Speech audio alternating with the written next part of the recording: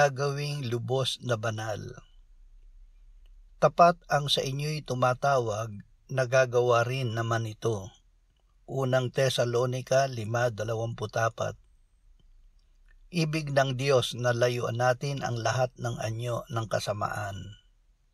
Siya mismo ang gumagawa upang tayo ay maging lubos na banal. Tayo ay kanyang pinawalang sala noong tayo ay sumampalataya sa Panginoong Hesus. Kaya tayo ngayon ay may kapayapaan sa Kanya na Diyos ng kapayapaan.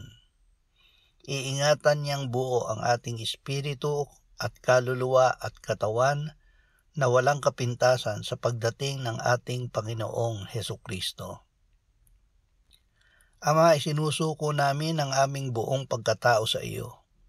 Nananalig kami na dahil ikaw na tumawag sa amin ay tapat, kami ay gagawin mong lubos na banal ayon sa kalooban mo. Amen.